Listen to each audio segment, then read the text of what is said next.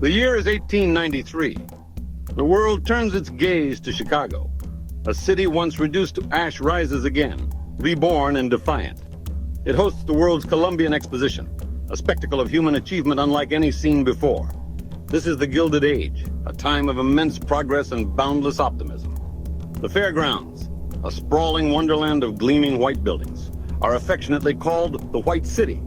It is a testament to what humanity can build, a dreamscape of invention. It is a testament to what humanity can build, a dreamscape of art. It is a testament to what humanity can build, a dreamscape of ambition. Millions of people from every corner of the globe flock to witness this marvel, their hearts filled with hope for a brighter future. This was more than just an event. It was a statement about the unstoppable march of civilization. Beneath the shimmering surface of this grand promise, however, Chicago was a city of stark contrasts. Beyond the fair's pristine gates lay a sprawling, chaotic metropolis. It was a city of industry, of smoke-belching factories and crowded tenement buildings. It was a place of opportunity, yes, but also of desperation. It was a place where a person could easily get lost, their hopes and identities swallowed whole by the relentless urban machine.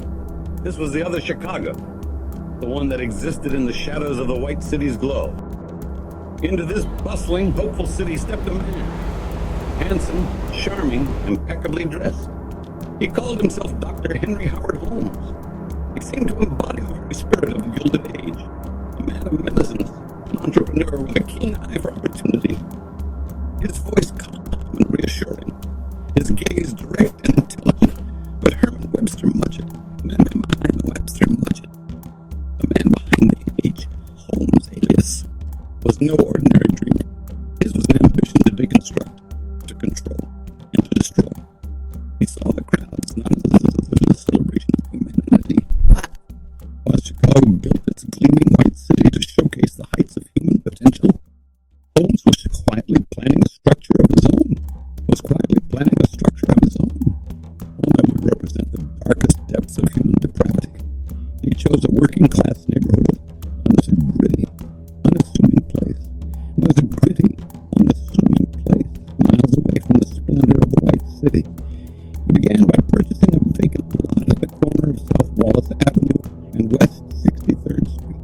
He announced he was building a hotel to accommodate the influx of tourists for the upcoming World's Fair. He hired and fired construction crews with bewildering frequency. One team would build a section of a floor, only to be dismissed before they could understand how it connected to the rest of the structure. The locals simply called it the castle, a nod to its imposing size and strange appearance. They had no idea that what was rising on that corner was a machine. A carefully engineered facility designed for one purpose: to control, to trap, and to kill. The genius of Holmes's design was its perversion of normal architecture. The building was a maze of over 100 rooms. Many of them were windowless, hallways twisted into confusing dead ends. Doors could only be locked from the outside, turning simple bedrooms into inescapable cells. Gas lines were fed directly into some sealed rooms, allowing asphyxiation via a valve from his office. He installed a series of hidden trapdoors and secret passageways. A large grease chute ran from upper floors to the basement. Welcome to 63rd and Wallace. As we step across the threshold of H.H. Holmes's infamous castle, the first thing we encounter is a disarming sense of normality. Animated floor plan of the ground floor as the public face of the building. A bustling hub of commerce that inspired confidence and masked the building's true intent. To your left, there's a spacious drugstore. Holmes himself, in his crisp doctor's coat, often worked behind this counter. He projected an image of a respectable pharmacist, a healer. These shops were integral parts of the deception. The constant flow of people created a cloak of normalcy. For a young woman new to Chicago seeking lodging for the fair, this building appeared safe and reputable. A staircase tucked away in the back provided private access to the upper floors. The first step in separating the public world from the private one. Now, let us ascend to the second floor. This is where the building's true purpose begins to reveal itself. The layout was a deliberate and maddening chaos. You walked down its length, passing door after door, only to find it ends abruptly at a solid brick wall. This was not poor design. It was psychological warfare. The rooms themselves were instruments of terror. Over 30 of them were located on this floor, most of them small, boxy, and claustrophobic. He had secret peepholes drilled into the walls of his centrally located office. He also installed an elaborate alarm system. This gave him complete knowledge of his guests' movements. No scream, no cry for help could ever penetrate them. He also had gas pipes run directly into several sealed chambers. Let's walk through the process. How did a person become ensnared in this architectural nightmare? It began with trust. She meets the proprietor, the charming and professional Dr. Holmes. He offers her a room at a reasonable price and maybe even a job in one of his shops. Everything seems perfect. The disorientation would begin almost immediately. He created the confusion, then presented himself as the only solution. This fostered a deep sense of dependency. The moment of entrapment was swift and silent. He might then proceed to his hidden closet and turn the valve, flooding the soundproofed room with gas. Or he might simply walk down the hall and throw the external deadbolt. After a murder, Holmes could simply drag the corpse from the room, slide it into this chute, and send it plummeting directly into the darkness of the cellar. If the second floor was the trap, the basement was the slaughterhouse. Upon entering the cellar, investigators would later find a scene of unimaginable horror, a place where science and butchery had merged. A massive, custom-built kiln, vats of corrosive acid to dissolve flesh, pits filled with quicklime to speed decomposition. He would strip flesh from bones, clean the skeletons, and sell them to medical schools and universities. This was the truth of the castle. Not a hotel. A factory. An instrument of murder on an industrial scale. The tour is over. For too long, the story of the murder castle has been dominated by its architect. But in doing so, we risk reducing the people he destroyed to mere statistics, to props in his ghastly theater. They were living, breathing human beings. The true number of Holmes's victims may never be known. He confessed to 27 murders, though the sensationalist press of the day claimed the number was closer to 200. They were stenographers. They were actresses. They were actresses. They were homemakers. They were people who came to Chicago with hope. His most infamous and horrifying crimes involved an entire family, the Pitezels. Benjamin Pitezel was a carpenter, but Holmes's longtime associate, a trusted right-hand man, who was complicit in many of his scams. The final fatal scam began with a simple plan. Holmes convinced Pitezel to fake his own death to collect on a $10,000 life insurance policy. In Philadelphia in 1894, Holmes murdered the unsuspecting Benjamin Pitezel, likely using chloroform, and then setting his body on fire to make the death look like a lab accident. He told the distraught Carrie that her husband was not dead, but was alive and well, hiding out in London. He would take 3 of the Pitezel children, Alice, Nellie, and Howard. He told Carrie he'd reunite them with their father in London. For weeks, they traveled with Holmes by train from city to city. They believed they were on a grand adventure to see their father. In Toronto, he rented a small house. He locked them in a large trunk, drilled a hole in the lid, fed a gas hose inside, asphyxiating them both. Investigators found small, charred bone fragments in the chimney stove. Investigators found pieces of a child's teeth. The child had been utterly and systematically erased.